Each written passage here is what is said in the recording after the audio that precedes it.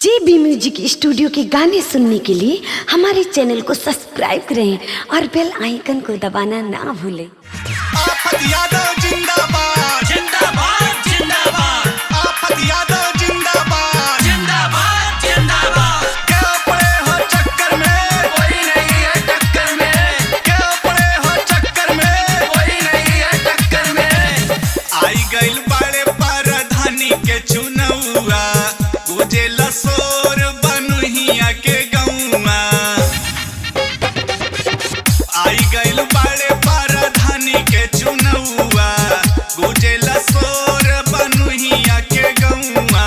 खुशी के दिन लगे आई हो लड़ा तारे आफत यादव अब की चुनौआ। सबके मिल के जिताई हो आफत यादव लड़ा तावे अब की चुनौआ। सबके मिल के जिताई हो।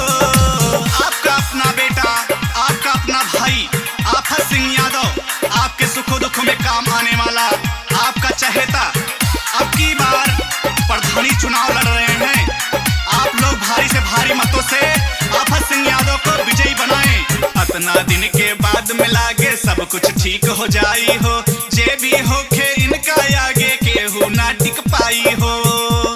विरोधी तनी बचिए के रहा चाहिले नहीं दर्द के सहा। अतना दिन के बाद में लागे सब कुछ ठीक हो जाई हो।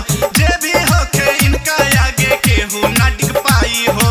सपना सजावल साकार अब होई खुशी से हंसी सब नहीं केहू रोई। सबके सपनवा पुराई हो लड़ा तारे आफत यादव अब की चुनौआ।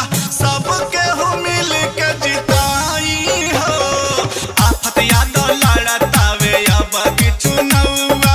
सबके मिल के जिताई हो।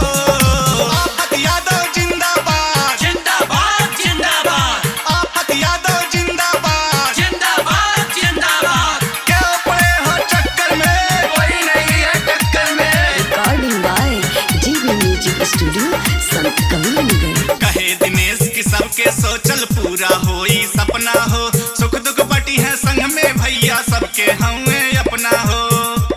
छोड़ी द सब चिंता भाई अब की लाइन के भी अजमाई।